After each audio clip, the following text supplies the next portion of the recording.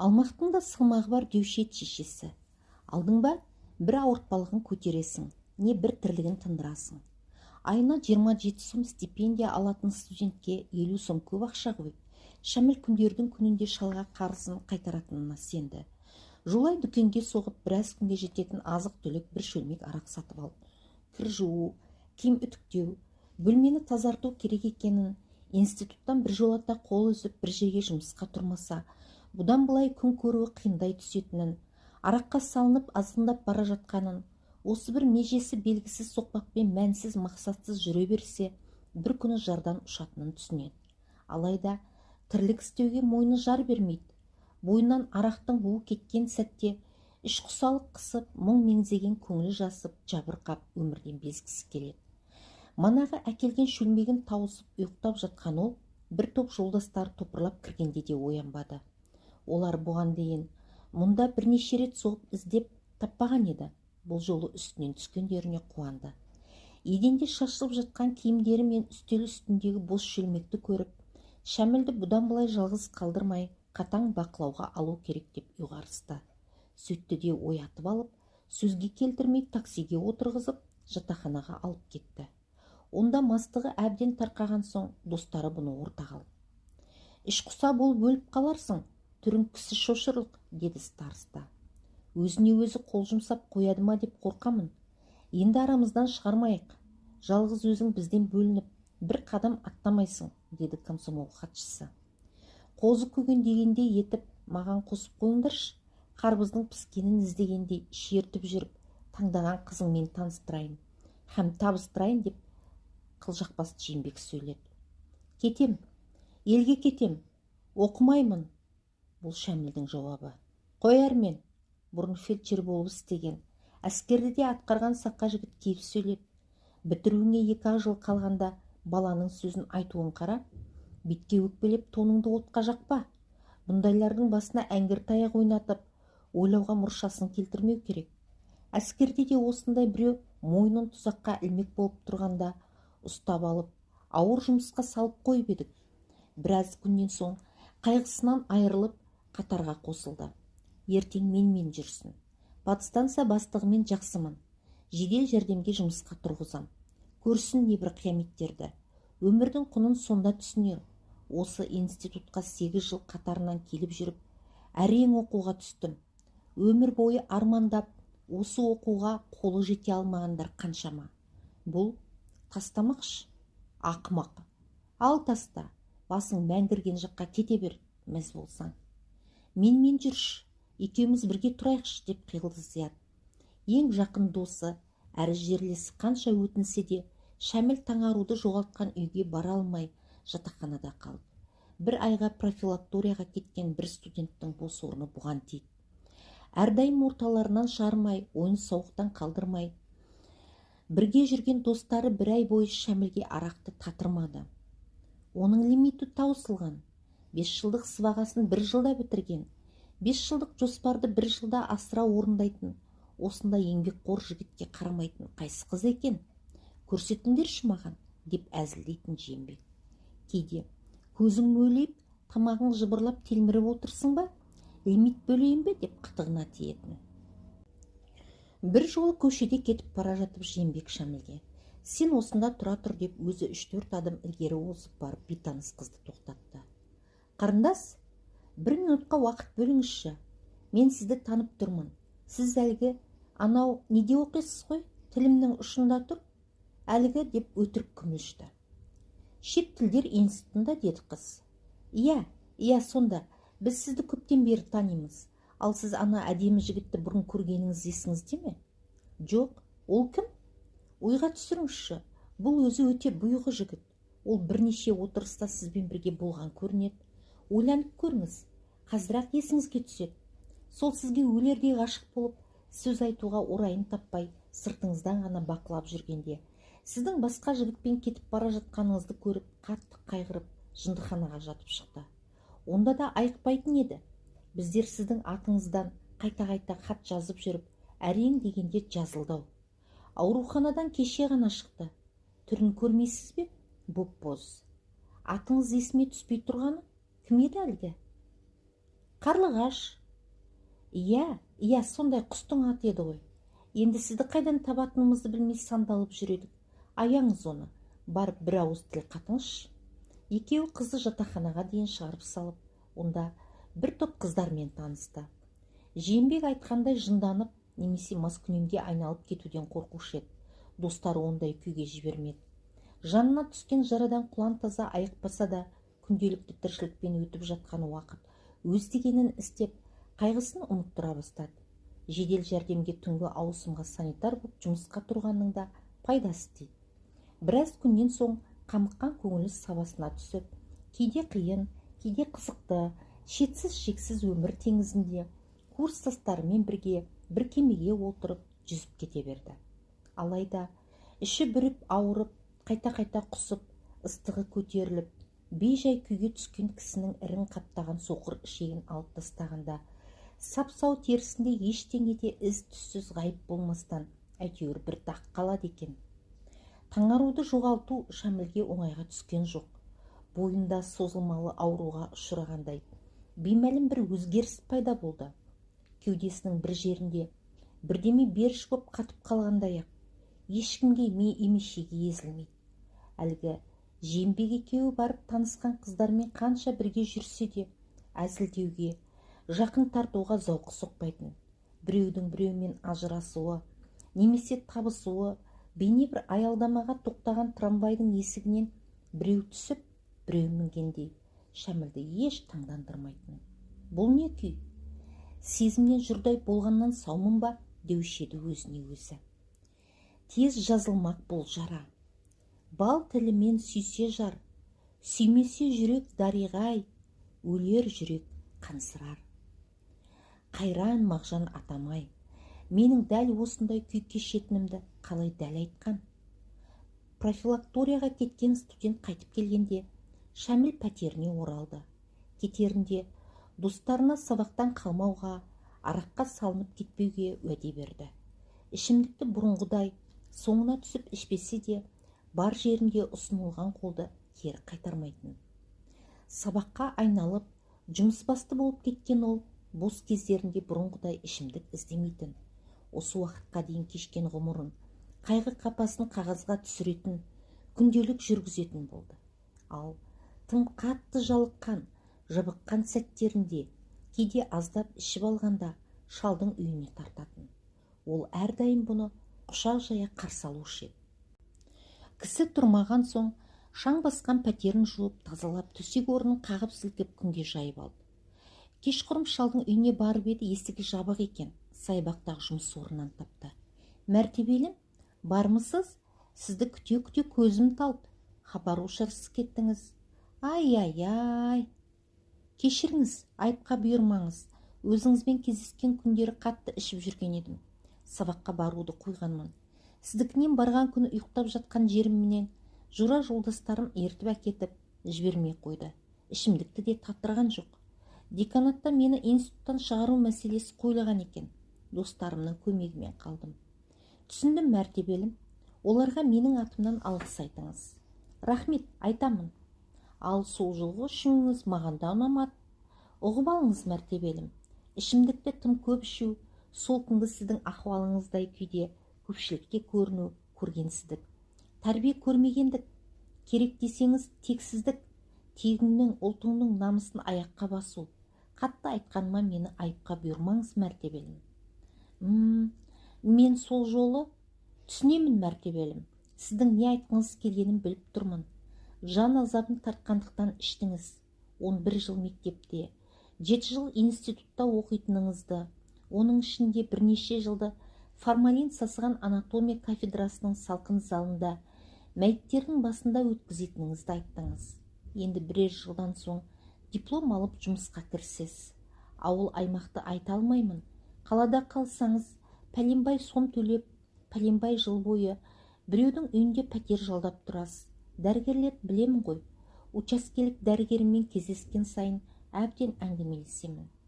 Базы біреулер 10 жылдықты әрең бітірсе де, сізден жағдайы 100 есе жақсы. Неге?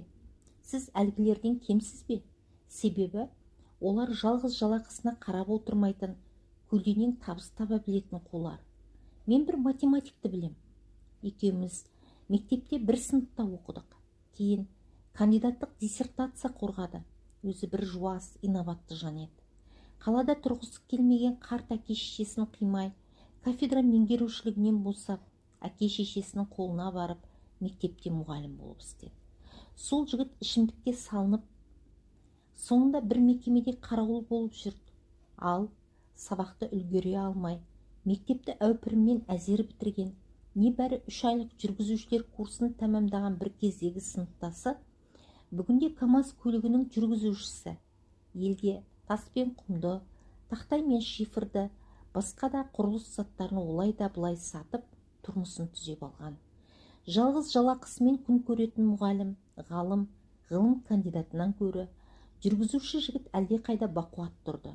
Әрі, қайда қыдырамын десе де бұлардың астында заулап тұрған көлік бар. Ал мына мұғалімнің велосипед сатып алуға да артық қаражаты жоқ. Өлместің күнін кешіп, шықпа жаным шықпамен қалт-құлт әрең ғұмыр кешуде. Бұны күнде әйелі бетіне салық қылады екен. Әлеуметтік сәйкессіздік әрине. Көрдіңіз бе? Маскүнемдікке барудың жолы көп. Бірақ арақ азаптан құтқарушы емес қой. Шыдау керек, күресу керек мәртебелім.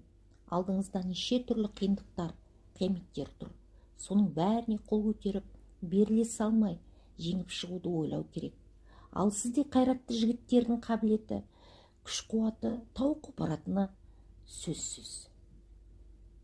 Рахмет, есте жүреді.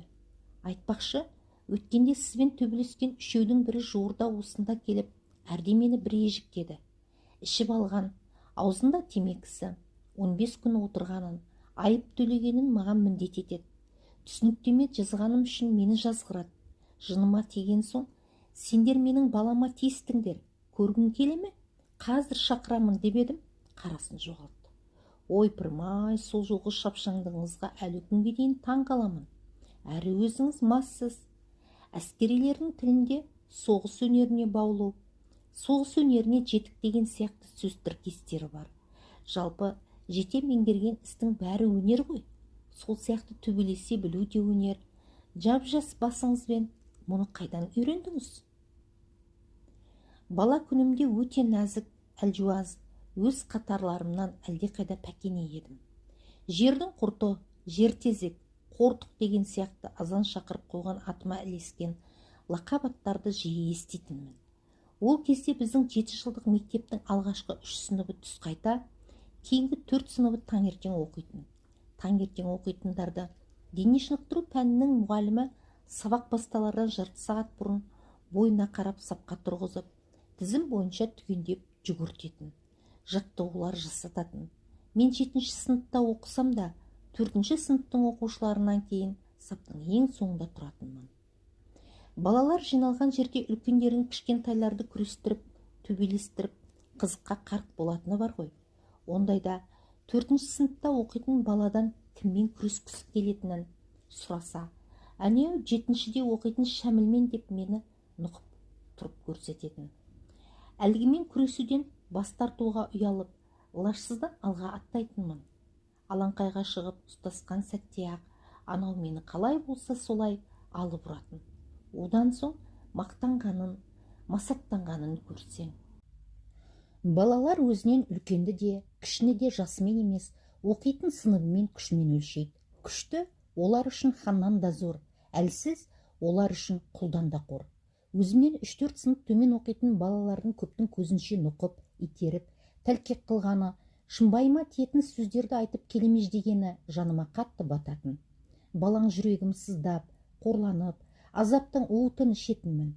Қашанда аңдап басып, алаңдап қарап, абайлап сөйлеп, көлеңкесінен қорқатын қоянша қалтырап жүргенім.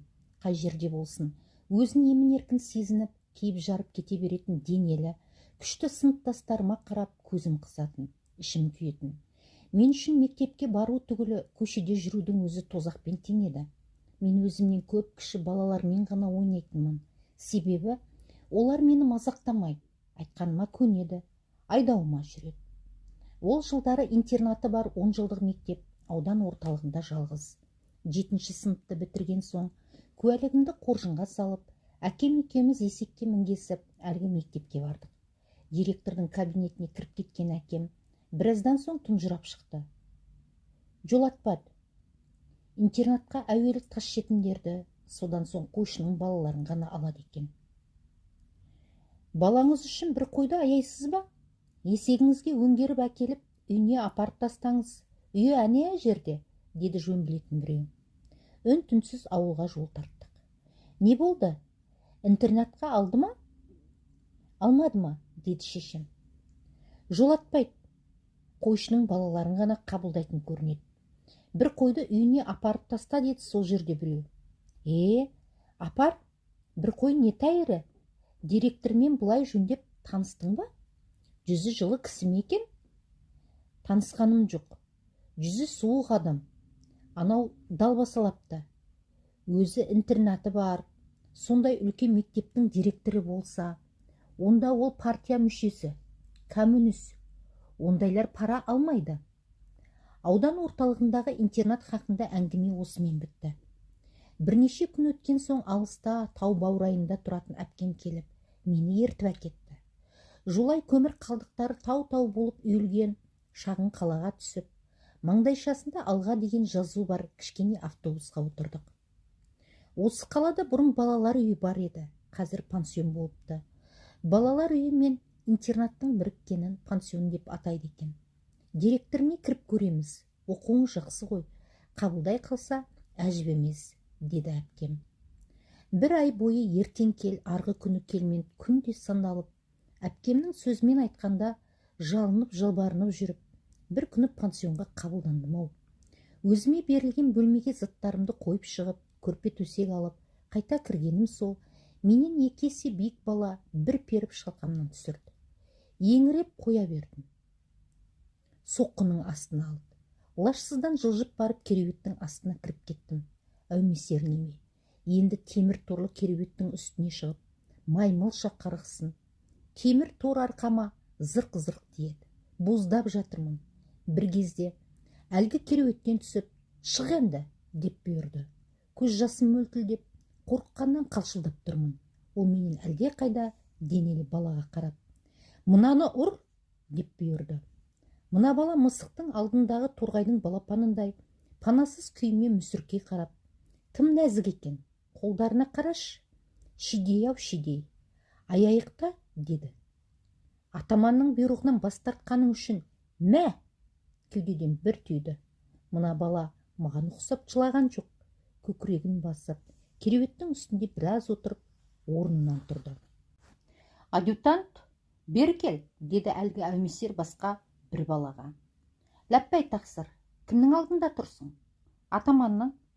Солай, атаманға қалтқысыз қызмет ететініңді дәлелдеу үшін ана қуыршақты барып бір өр.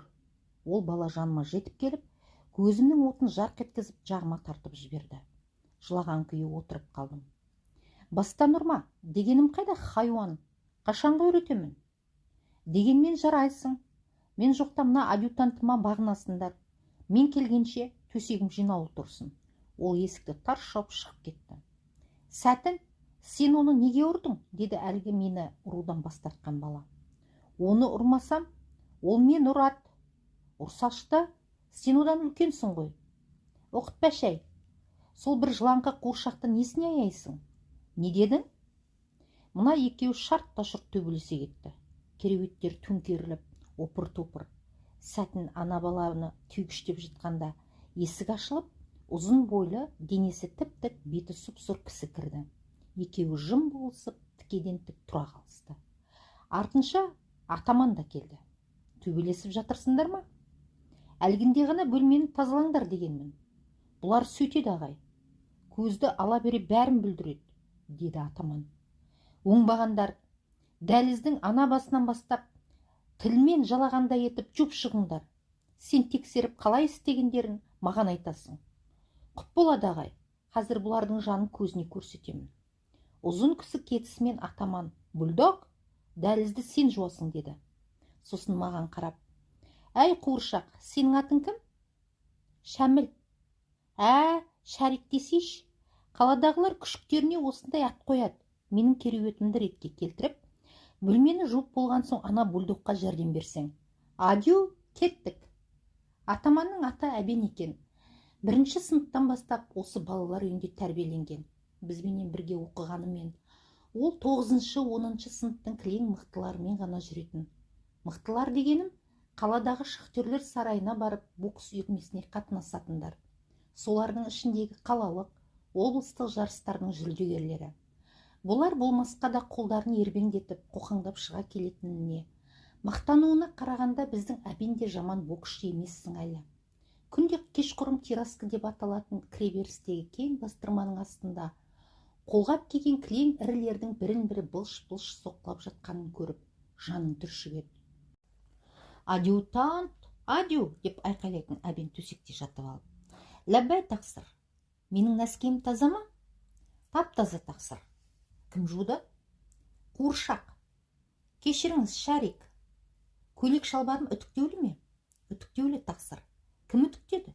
«Бульдог». «Оларға менің алғысымды бір-бір соққымен жеткіз». «Құп болады тақсыр». Асханаға барғанда төртеуміз бір үстелде отырамыз. Тамақ келгенде орнынан атып тұратын Әбен. Еті молдау, асы қоюлау табақты кезекшінің подносынан жұлып алып, ішіне бір түкіреді. Кезекші компот әкелгенде де саусағының ұшына түкіріп, демісі мол стақанның біріне батыра қояды. Басқа біреу алып қоймасын дегені.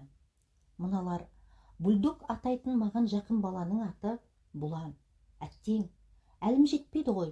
Ұйықтап жатқан жерінде буындырып өлтіре салар едім. Бұл түгілі ана сәтінге де күшім жетпейтініне қатты қынжыламын деп ол Әбеннің тумбочкасының астыңғы бөлігіне төселген сүлгіні көтерді. Онда қайыспауға бекітілген беті кедір-бұдыр қорғасын жатыр еді. Бұл кастет көшедегі төбелестерде осыны пайдаланады. 8-шіні бітіріп ауылға келгенімде баяғы маған қоқан-лоққы көрсеткен балалардың бірі келіп тиісті. Таяқ жеймін-ау деп жүрексіне ұстаса кеттім. Әлгіні оп-оңай алып ұрғаныма өзім де таң қалдым. Одан кейін тиіскендерден де жеңілмедім. Көп баланың ортасында жүріп күнде алыса берген соң, әдісін алып әккі боп әрі шынығып қалыппын. Бойымның да былтырғыдан едәуір биіктегенін сол жазда байқадым.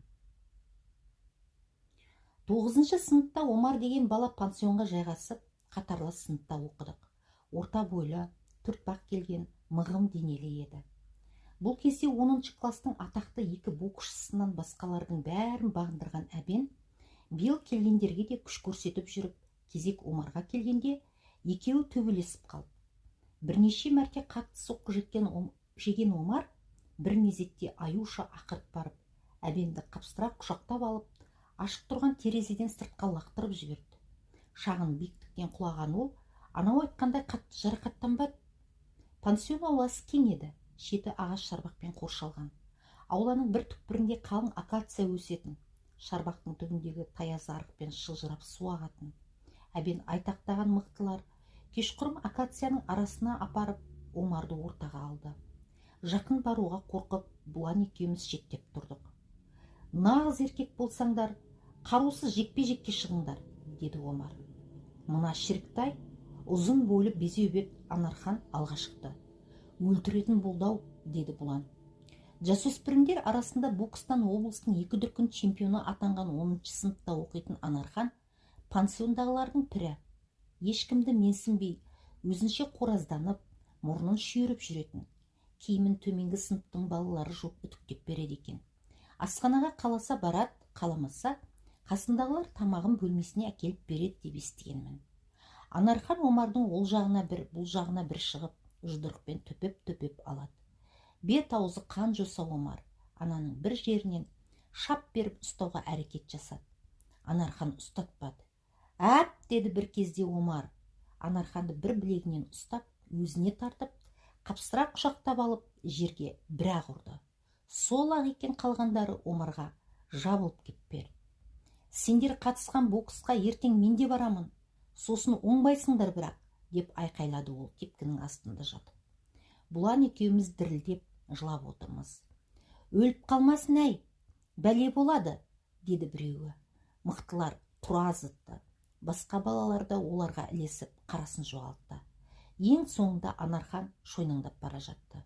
Омар жатқан орнында қалып, ауыр ыңырсиды.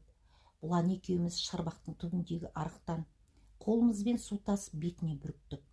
Менің майкамды суға малып, бетінің қанын сүрттік. Біраздан соң ол орнынан тұрып отырды. Сенің атың Бұлан ғой? Иә. Сенің атың кім? Шәміл. А класында оқисыңдар.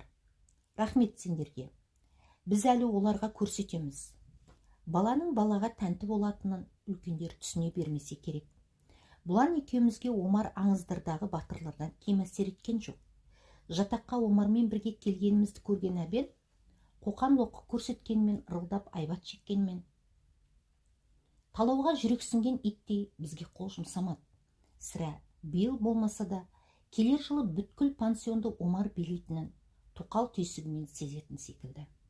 Сол күннен бастап Омардың абыройы арта бастады. Мықтылардың Омардан тайсалатыны әрбір текетірестен аңғарылып тұрды. Кеше әбен сендерге тиісті ме? Деп сұрады ол ертеңіне Бұлан екеумізден. Өзінің жалғыз емес екендігін, қаланың бүкіл шайкісімен байланысы бар екенін айтып, біраз қоқаңдады ғой, бірақ ұрған жоқ. Мен біраздан соң барамын. Ешқайда кетіп қалмаңдар, деді Омар. Ол айтқанындай біршама уақыт өткенде біздің бөлмеге келді. Әй, Шәлтіреңбай, мынау екеуіне бұдан былай саусағыңды көтерсең айтпады деме, желкен қиылады, деді әбеннің тұмсығына жұдырығын апарып. Көрерміз, кімнің желкесі қиылатынын. Мені жалғыз деме? Жина, бүткіл шайкіңді бүгін кешке. Кешегі жерге жина. Жарай, кешкі онда күтем. Ана жаныңдағы Шәлтіреңбайларыңды қалдырма. Кешқұрым акацияның арасындағы алаңқайға мықтылар жиналды. Біздер алыстан ғана сығалаймыз. Омардың жанында одан гөрі биіктеу, ақ көйлек, ақ шалбар киген, шашы өсіңкі жігіт ағасы тұрды. Кеше мына балаға бәрің жабылыпсыңдар. Иттей қылып тепкілепсіңдер. Бұл төбелеске қатыспай-ақ қойсын. Ал сендер барлығың маған жабылыңдар. Қарумен келсеңдер де мейлі, деді ол. Жымиған жылы жүзі мен әппақ киіміне қарап, түрі төбелесетін кісіге ұқсамайды, дедім. Тыныш, сабыр ет, деді Бұлан. Ана кісі келіңдер деп қолдарын алға созып, түсініксіз қозғалыстар жасады. Түсініксіз дыбыстар шығарды. Мынау төрт қол ғой, деді біреу. Төрт қол? Жиналғандар тым тырақай болып тұра қашты. Алаңқайда Омар мен әлгі кісі ғана қалды. Бері келіңдер. Омар бізді шақырды. Таға, мына екеуі менің ең жақын достарым, деп ол бізді таныстырды. Осыларды да. Мейлі, ертең алып кел. Бұл кісі менің нағашым, төбелестің пірі, деді Омар жулай. Біраз күн өткен, кешқұрым бір бала келіп, Бұлан екеумізді 12-ші бөлмеге шақырды. Біз кіргенде, столдың арғы бетіндегі төрде Омар отырды. Алдында Анархан түрегеп тұр. Кешір, дейді мыңғырлап. Мейлі, бұдан былай тату-тәтті дос болып жүрейік. Төрт қол күшті әлсіздерді қорлау үшін емес, қорғау үшін жұмсауға. Бізді ыдырау үшін емес, бір жағадан бас, бір жеңнен қол шығарып бірігіп жүруге кеңес береді. Мені бокс үйірмесіне қатыстырмай қойып едіңдер, өздеріңе бұйырсын. Бұлан Шәміл үшеумізді төрт қол өзіне шәкірттікке қабылдады. Мына екеуіне иттің атын қойып, көрмегенін көрсеттің ғой, әбен? Енді бір жылдан соң ана Шәмілдің өзі ақ, сені қалай болса солай соққыға жығатынына төрт қол сенеді. Кешір, Омар, ендігәрі ешкімге тиіспеймін. Міне осы сәттен бастап Бұлан екеуміздің көңіліміз тасып жүрді. Көңіл шат бала, тез өседі екен. 9-шыны бітіргенде екеуміздің де бойымыз сырықтай еді. Ежелден-ақ қазақтар Қытаймен, басқа да шығыс елдермен тығыз қарым-қатынаста болған. Құлақтан қан алу, жел үзу сияқты әлгі елдерге тән емдік тәсілдерден басқа бізде төрт қол аталатын төбелес өнері болған. Небір гүлденген қалаларымызды тып-типыл еткен шапқыншылықтар біздің өнерімізді кенжелетіп, жұрда еткен, деп төрт қолдың айтқаны есімде қалыпты. Осы кісінің шын аты кім екенін сол кезде сұрап алмағанымызға әлі күнге дейін өкінемін. Шәміл әңгімесін аяқтады. Қызық екен. Сонда пансионның тәрбиешілері қайда жүрді? Деді шал. Жалғыз тәрбиеші түн қараңғысында 100-ден асық жұлмыр жүгірмектердің қайсы бірін қадағаласын. Анда-санда бір көрініп бақырып шақырып кететін. Интернат хақында жазылған көркем шығармаларды оқып жүрміз ғой. Бәрі де тек жақсы жағын көрсетуге тырысады. Біздің коммунистік қоғамда жамандықты жазсаң басың кетеді деп өзіңіз айттыңыз ғой. Біз балалық шағымызды өткізген пансион жайындағы шындықтың бұл бір шеті ғана. Ұршықбасқа ұқсаған күміс түстес бірдеме қараңғы аспанда бір сәт жалтырап ұшып жүрді де ғайып болды. Айрыстат шығар, деді Шәміл. Әне бір жолда зыңылдап ұшып өткен жерінің жасанды серігі дейін десем тым төмен, әрі баяу ұшады. Әлде әркім айтып жүрген әлгі табақша осы ма, деді шал. Білмедім. Шәміл шалмен қоштасып шығып, біршама уақыт саябақтың ішін аралап қыдырып жүрді. Әлсін түн қараңғысын жамылған ағаштардың арасынан әуеге қарай. Әлгі не нәрсе? Бір кезде таңару ойына түсіп, көңілі күйреп сала берді. Мұңмен, деді, суға кеткен тал қармайды дейді. Мына өмірде қармайтын да ештеме қалмаған секілді. Ресторан жабылуға әлі 1 сағатқа жуық уақыт бар. Ол кілт бұрылды. Анау ішуге кетіп барады, деп хабарлады жердегі жатқаламшарлық. Көріп тұрмыз, деді жоғардағылар. Уыздай жас екен. Енді ішсе ол оңбайды. Алдын кесіп тоқтатып, осында жеткіз, деді сыңғырлаған дауыс. Саябақтан ресторанға барар жолда бағаналарға ілінген шамның жарығымен шағылысып, жылтыраған адамның алып ескерткішін көріп таң қалды. Бұны қашан орнатқан? Қоладан құйылған ғой мынау. Жақындап барып қол тигізгені сол. Бүткіл денесі зырқ етіп, тоғырып, есінен танып құлап түсті. Аздан соң ол биікте жатқаламшарлықтардың алдында жатты. Адамдар биологиялық энергияның алмасу қағидаларынан бейхабар. Сондықтан да олар көбінесе өз энергиясын қайда, қалай жұмсауды білмейді. Бұлардың ірі қауымдарының биоэнергиясын үнемі бір арнаға салып, белгілі бір бағытқа ағызып отырмаса, тоқтап, тоқырап қалған энергия егіндікке жиналып, көлки бастаған судың егінді құртатынындай, әлгі қауымға қауіп төндіреді, апат әкеледі. Бұны түсінбесе де, түйсігі бар кейбір қауым көсемдері осындай сәттерде әлсіздеу, бөгде жұртқа соғыс ашып, өз елін энергия апатынан аман алып қалады. Көз алдыңызға үлкен өзенді, оған барып құятын оның ондаған салаларын елестетіңізші. Енді әлгі үлкен өзеннің арнасын бір күнде тегістеп тастаңыз. Сонда әлгі ондаған ұсақ өзендер көлкіп, көп жерді бүлдірмей ме? Кейде арнасынан айырылған биоэнергиялар әлгі көлмектерге ұқсап, әр жерде жиылады да, адамдардың ұлтына, нәсіліне, дініне қарай жік-жікке бөлініп, өзара қақтығысуларға ұшырауына мәжбүр етеді. Ондайда энергияны бір арнаға салып, бағыт берсе, қақтығыстар тыйылады. Ал жекелеген адамдар бір-біріне ғашық болған сәттерінде қыруар энергия жинап, қуатты энергия көзіне айналады. Бұл кезде екі адам өзара энергия алмасып, биоэнергияның екі полюсы тепе-теңдік қалып ұстап тұрады.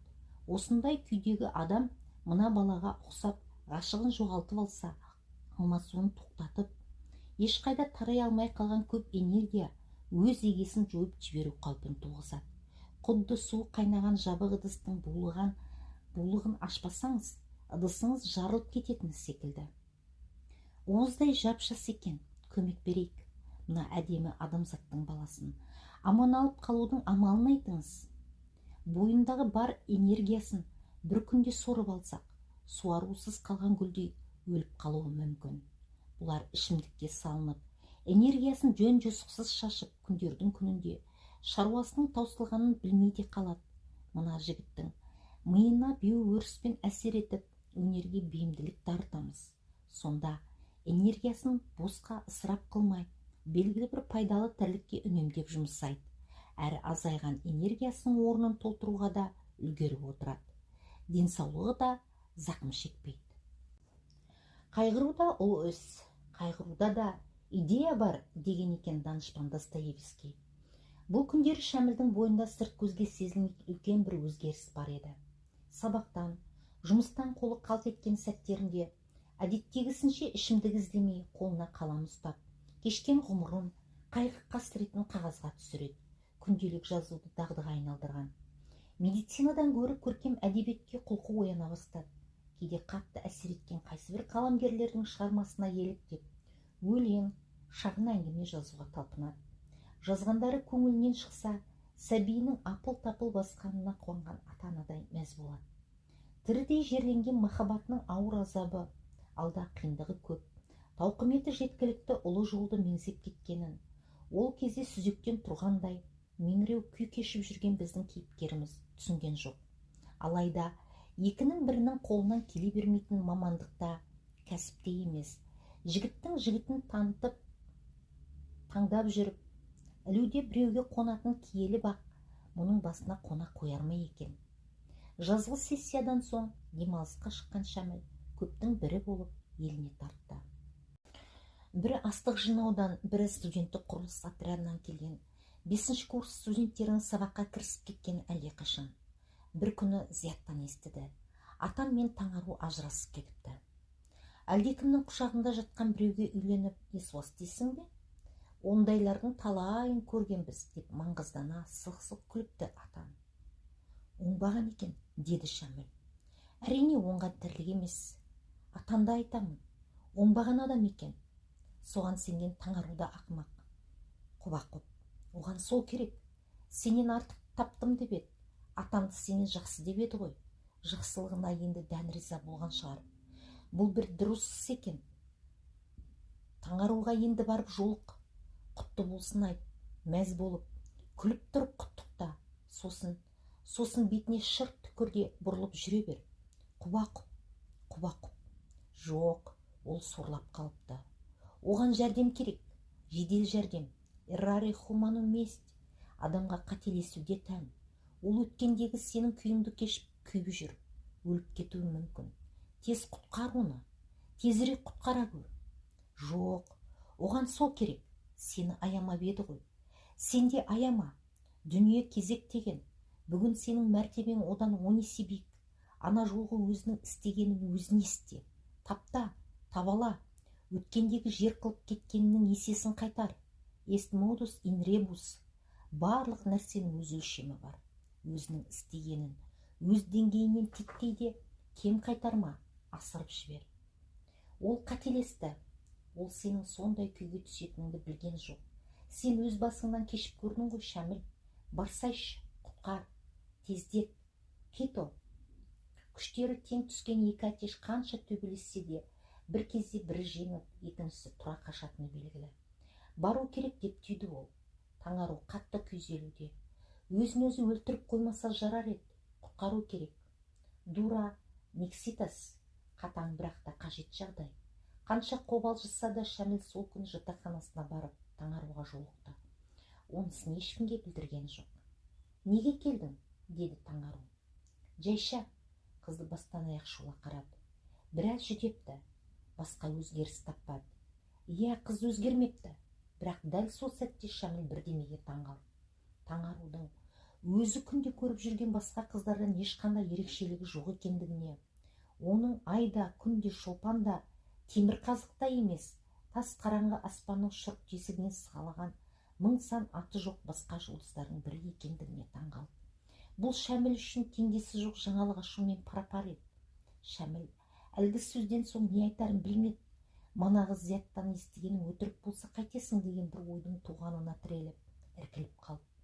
Әрі бұрынғыдай еркін, есіп сөйлесіп кете алар емес. Таңару бір түрлі жат секілді. Неге келдің? Қыз қайта сұрады. Жайша, уақытың болса біраз қыдырып, әңгімелесіп қайтсақ. Білем неге келгеніңді. Мені мазақтағалы келдің ғой, дей жаздап. Жігіттің өңінен анау айтқандай өзгеріс таппаған соң, не айтпақшысың, деді баяу ғана. Атан екеуіңнің қатынастарыңды бұзылыпты деп естідім. Рас па? Оның енді саған қажеті қанша? Екеуміз бұрынғы достығымызды қайта жалғастырсақ демекпін. Жанынан екі жігіт өтті. Бірі Таңаруға сұқтана, телміре, қайта-қайта қарап. Осындай көзден шынайы сүйіспеншілікті күтуге бола ма? Тәтті тағам көрсе тамсанып, реті келсе бір татып кеткісі келетін харамы көз қою. Шын айтасың ба? Деді Таңару. Өзі бір кезде намысын таптап кеткен жігіттің мына сөзіне сенерінде сенбесінде білмеді. Өзін менсінбей кеткен қызға қайта келу жігіттің арсыздығы. Шәміл жігіт емес. Онда ер кісіге тән ар намыс жоқ. Ол ұсақ, ез адам. өзің менсінбей басқа жігітке кетіп қалған қызды дәл осындай басына күн туған сәтте іздеп келіп, қол ұшын беру жігітінің ғана қолынан келеді.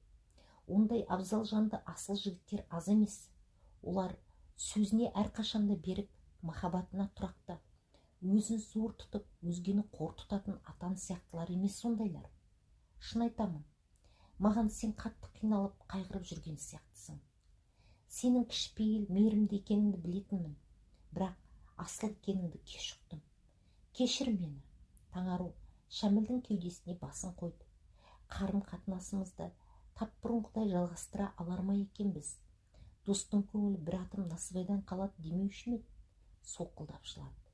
Бәрін де ұмытшы, еске салмашы, тоқтатшы жылауды. Екеуі қаланы жаяу кезіп, Саябаққа келді.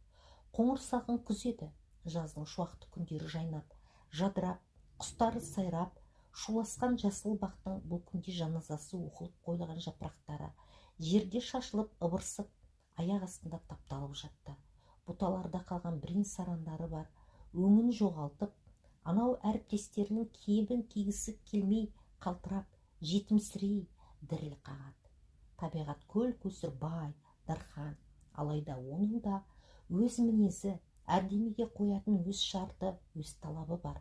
Көктемде сонау қиырлардан небір қилы күндер мен қиямет түндерді өткеріп, сағына келген жылқысының үлесіне жалғыз ғана жаз тиіп, осыншама әлемді әсемдеген жасыл жапырақтар жалғыз жазды ғана өткереді. Одан кейінгісі мынау. Шәміл аяғымен жердегі жапырақтарды ысырды. Саябақтың бір түкпіріне тіреліп, кісілерден оқшауланған сәтте Таңаруды құшып сүйді. Сен мені кешіресің ғой, білем сөйтетініңді. Күнім менің. Шәміл және сүйді де өзінен өзі шошыды. Ішінің бір жері балмұздақ жегендей мұздап қоя берді.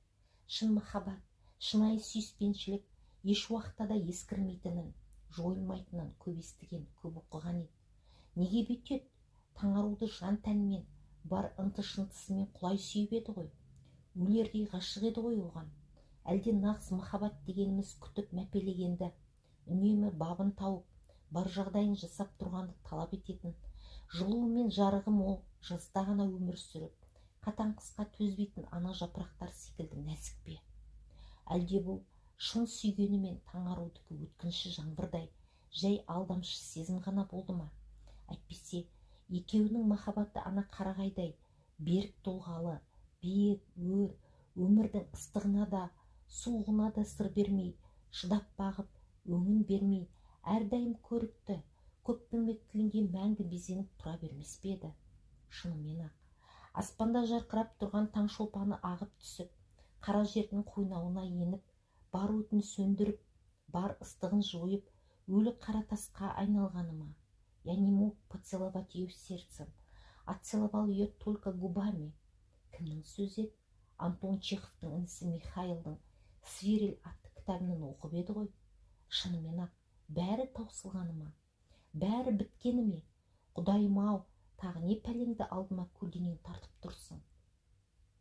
Махаббат бір татты у, ішер жүрек болар мас, дүниедегі у мен шу, мас жүректі оятпас. Жер бетін қою бір шаң тозаң басқандай, ештеме көрінбей, айнала қараңғыланып, көз алды буалдырланып кеткен еді. Кенет Мағжан ақынның сұлбасы көрінді. Толқынды қара шашы төгіліп, қасық қиылып тұр. Мойнында галстук. Ол Шәмілге аянышты, мұңлы жүзбен көз салды бір сәт. Махаббат бір тәтті у, ішер жүрек төгер жас, деді де ғайып болды. Мағжан, Мағжан ата, деп боздап қоя берді Шәміл. Ол әлде қашан от сөніп қалған ошақтағы күлден жанталаса, жылт етер ұшқын іздеді.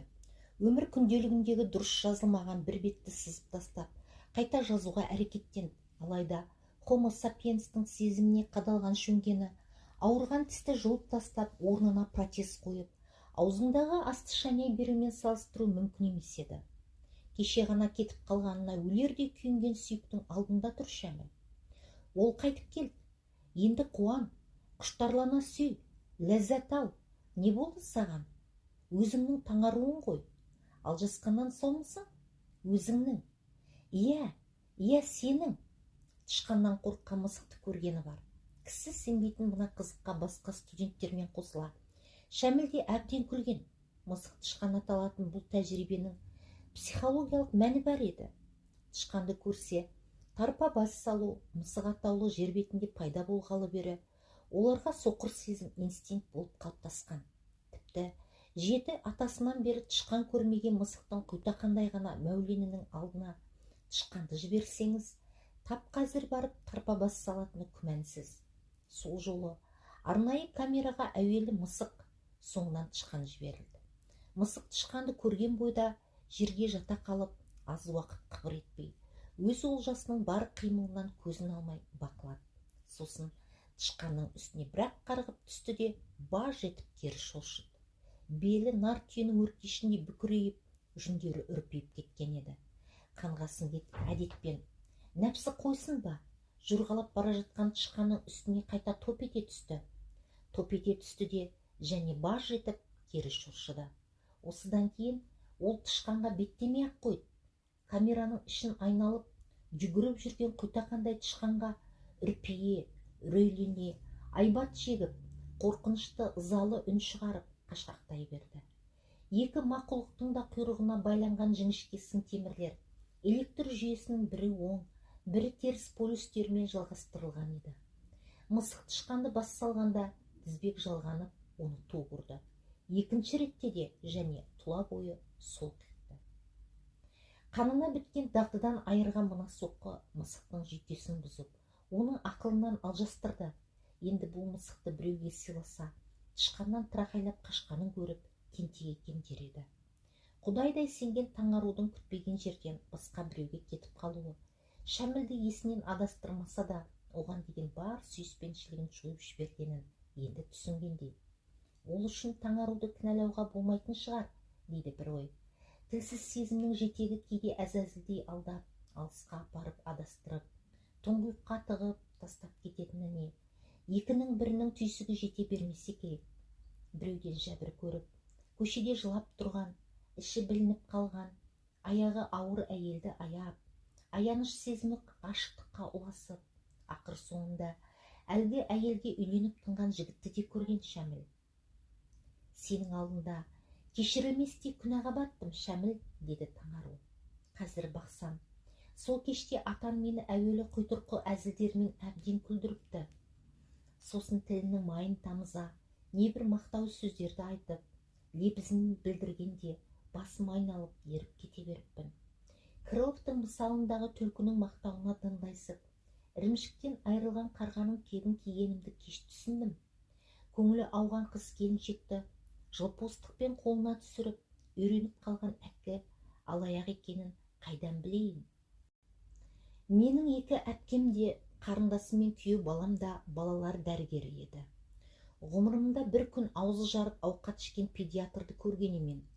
Жалақысы 100 сомның төңірегі, участоктегі істегендері көрінгеннің есігін қағып, баласының жағдайын сұрап жүргені, баласын көруге барғаныңда, орындықта ұсынбай дәлізде тікеңнен тік тұрғызып қойып, дікеңдеп, есікті нұсқайтын дөкейдің қатындары бар. Олардың бала тапқаны бізге міндет, дейтін әпкем. Педиатр болып жұмыс істегеннен гөрі қайыршылық жасаған жақсы білем. Әкей бәріне басқа жұмыс әперді. Бірін ВЦСПС-қа, екеуін ғылыми зерттеу институтына, бірін министрлікке орналастырды. Педиатрға күйеуге шығып, оңамын демей-ақ қой, деп азғырды атам. Айтқанының бәріне сене берген аңғырттығым-ай. Жарайды, соны еске алмаш.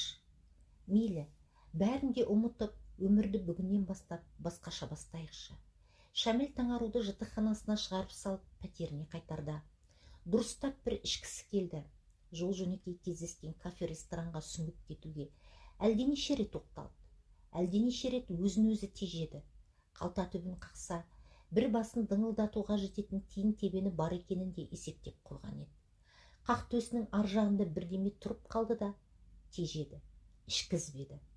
Айнасын киіп, линза арқылы көздің тардай қарашығынан сығалап, арғы түбіндегі айқұш-ұйқыш тамырларын байқайтын көз дәрігеріндей, сезім түкпірінен үңіліп еді, жүректің кардиограммасын жазған аппараттың рычагіндей бірдеме әрі-бері серпіліп тұрғандай. Ол Шәмілдің Таңаруға деген бүгінгі көңіл күйінің хал-ахуалын түзген мұңлы, зарлы жыр шумақтары тұғын.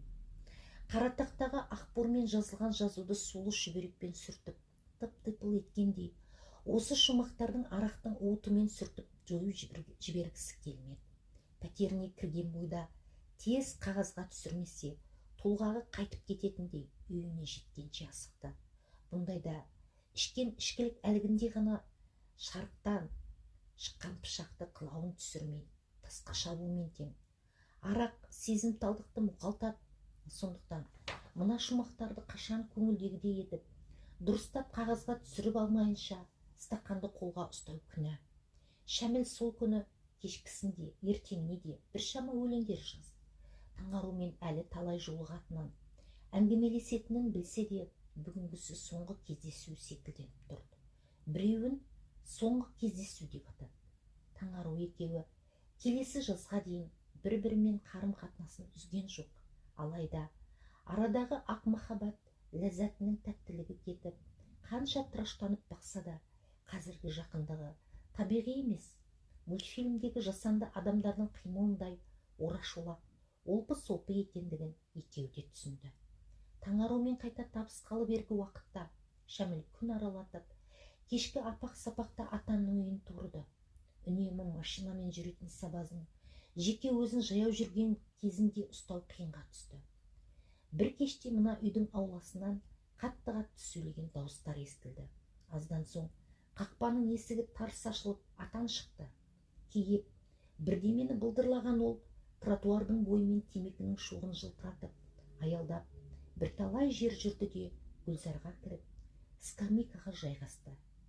Шәміл жанына келіп отырды. Мені таныдың ба? Кешіріңіз, танығым жоқ. Шәмілмін. Педиатр, амансың ба? Мен қазір оқымаймын. Тұрақты мекен жайымда жоқ. Қаңғыбаспын. Сенің кесірінен бәрін де тастап кеткем. Қане айтшы, Таңару секілді қыздардың қаншасының арын таптадым. Атам орнынан тұрды. Не төбелеседі, не бар даусымен бақырып, көмек сұрап тұра қашады деп ойлаған Шәміл, көзді ашып жұмғанша өзінен әлде қайда денелі қарсыласын бір-екі соққанда есінен тандырып құлатты. Біздің қоғамда тәнді жарақаттағандар мен затқа зиянын тигізгендерді ғана жазалайтын заңдар бар. Ал жанға жара салғандарға заң жүрмейді. Олардан өшіңді өзің ғана алуың керек. Біреу-міреу байқап қалмас үшін бықсылқ еткен атаның бір қолын өз иығына асыра ұстап, белінен қапсыра құшақтап, басын бұлғаңдатқызып, қараңғыға қарай аяңдады. Мас кісіше жорта әндетіп қояды. Шумел камыш. Ешкім көрмейтін тас қараңғыға ағаштың арасына әкеліп, қалың шөптің үстіне жатқызды да бетіне су бүркіп есін жиғызды. Үніңді шығарма, пасық неме, жайратып салам. Кісіні қорлауға әбден дәніккен екенсің. Бір адамға бұл жайында тісіңнен шығарып көр, ажалың менен. Мені ауылдан келген сорлы бір студент ертең әркімнің есігін қағып, жалынып, жалбарынып, сен сияқтылардың үйіне кіргенде жалтақтап жүретін бала дәрігері ғана деп жүрсің ғой. Жоқ, мен бәрін де тастағанмын. Ендігі кәсібім сендейлердің тажалы болу. Атанды ызалана және түйгіштеп есінен тандырып тастап, скамейкаға жайғасты. Біреуден темекі сұрап шекті. Біраздан соң қайтып келіп еді, ол ыңырсып жатыр екен. Тірілдің бе, пасық? Дәніккен екенсің. Тойдым де, тоба қылдым де. Бұл туралы ешкімге тіс жармаймын де. Қайтала, менің сөзімді жаныңның барында. Тойдым, тоба қылдым, жармаймын. Тұр енді, бар жөніңе, демеп тұрғызып, іштен бір түйіп және есеңгіретті. Сен енді үнемі менің немесе сыбайластарымның бақылауында жүресің. Қыңқ етіп көр, ажалың менен. Жайратып салам. Мынадай тірлік жасағанын Шәміл ешкімге айтқан жоқ. Біраздан бері арқасын кең тастап, арқа жарқа сөйлеп, шын пейілмен күлгенді де ұмытып кеткен екен. Осыдан соң аса бір жеңілдік сезініп, реті келгенде қатты-қатты күле алатын ахуалға жетті.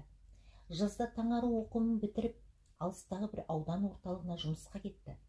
Бұлар хат арқылы хабарласып тұрған еді. Алайда бірте-бірте бәсеңдеп барып тынатын әуендей екі жақтан ағылған хаттар легі бірте-бірте сирей берді. Күзге қарай Шәміл соңғы кездесуді Таңаруға хат арқылы салып жіберіп, екеуі жайлы жазылған күнделіктің соңғы нүктесін қойды. Соңғы кездесу. Екеуміз ғана сүйісеміз, суық ерін селқос көздің қарасы, қынжыламыз, күрсінеміз, қоңыр салқын күзгі бақтың арасы. Мұңаяды қалың ағаш, сезеді олар кәрлі қыстың келерін, көзден ұштау көңілді жаз, қызық күндер думанды шақ кемелім. Екеуміз ғана қауышамыз, сырт көздерге бір бейнеміз, біз егіз, өкініш оғын тауысамыз, қауышсақ та қашық тұрды денеміз. Бөгде біреу себеп болып, лайланды мөлдір сол сезімнің, жалғыз күнә жебе болып, серпілді де, жықты тон сенімнің. Мұңайса да бүгін мына, кешегі гүлді саялы сәнді жасыл бақ, келер жазда бұрынғыдай, құстары сайрап, жайқалар-ау жапырақ. Түс көргендей болып тұрмыз, ұшырып ап, махаббаттың ақ құсын, ашылмай, солды ақ гүліміз, қайтар олмас ләззатты жаз біз үшін. Екеуміз ғана күйінеміз, суық ерін салқын көздің қарасы, қимаймыз, бірақ түсінеміз, жазылмасын қос жүректің жарасы. Сол күндердің бірінде елдегі аудандық ауруханада оташы болып қызмет етіп жүрген Зияттан хал жағдайын сұраған хат келген еді. Көңілі қатты құлазып, егіліп отырған Шәміл оған да өлеңмен жауап жазды. Досыма, бауырым, жүрегім бар бұрша-бұрша тілінген, бірде өліп, бірде әрең тірілген, буырқанған бұлап өзендей тамырым, сыздықтайды жылан өткен бір ізбен. Бауырым, көңілімде дүлей ұйтқиды долданған, күркірейді көшкендей көп қар таудан, кейде демін ішіне тартқан теңіздей, кейде жынды құйындай кезбе сандалған.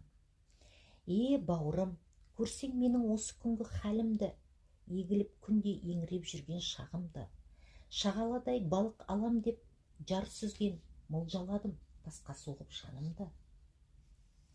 Таңарумен қоштасқалы бергі уақытта Шәмсия ғана Шәмілдің көңілінен шыққандай. Аңсары ауып, бос уақытын бірге өткізгісі келіп тұратын. Сүйіспеншілік сезімі ояна бастағанына қатты қуанған. Олар жиі кездесіп тұрды. Аракідік Шәмен жігіттің пәтеріне келіп, көйлек күншегін жуысып, тамағын дайындап қоятын. Сен осы үйде қалсайш, екеуміз бірге тұра берейік, деді Шәміл. Оны қалай түсінуге болады? Үй болайық дегенім ғой. Шын айтып тұрсың ба? Ойланып, ойға салып көр. Кейіннен асығыс шешімге келгенге өкінбегейсің. Өкінбеймін. Сен келісім берсең жетеді. Онда жауапты өзімнен күт. Арада бірнеше күн өткен еді. Сен біздің үйге келуді, телефон соғуды доғар. Жезде мен әпкем үйімде. Маған оларда ыңғайсыз, деді Шәмен. Онда қайтып хабарласамыз. Қазірше осы айда қай күні үйде болатыныңды жазып жібер. Өзім пәтеріңе келіп тұрамын. Мен жұмысқа кірсем, телефонымды айтармын.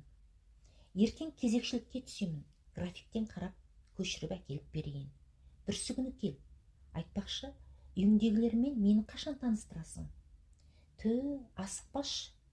Осыдан соң Шәміл Шәменмен қалаған уақытында кездесе алмады. Ал қыздың уәдесінде тұрмай келмей қалатын кездері жиілей берді. Үйдегілер жібермеді. Үйдегілерден ыңғайсызданып шыға алмадым деп ақталатын. Шәміл Шәменнің ертерек жұмысқа тұруын күтті. Күндер өте берді. Қыз уәделескен жерде кездесуді де, жігіттің пәтеріне келіп тұруды да тіптен сиретті. Сарыла күтіп, қанша алаңдағанымен, беделінен, билігінен айырылған басшыдай, жігітте еш шара қалмап еді. Кейде кешқұрым Шәмен тұрған үйді торуылдайтын. Қас қылғандай, ондайда ол бұның көзіне түсе қоймайды. 13-ші бригада өз подстанциясына келе жатқан. Жолай Шәмен тұратын үйдің жанынан өтті. Ымырт үйіріліп, кісіні кісі танымай қалған кез. Кәдуілгі әдеті бойынша бұл үйдің маңынан жүргенде Шәміл айналасына зер сала үңілетін. Тоқтаңызшы, деді Шәміл тротуар бойымен қол ұстасып кетіп бара жатқан екеуді көріп, қызды Шәменге ұқсатты да. Машина кілт тоқтады. Прожекторды ана екеуіне қарай жағыңыз. Түсіндіңіз бе? Сосын үйдің нөмірін іздеген болып, сол екеуінің бетіне жарықты түсіре беріңіз. Немене? Танысың ба? Тез, кейін айтамын.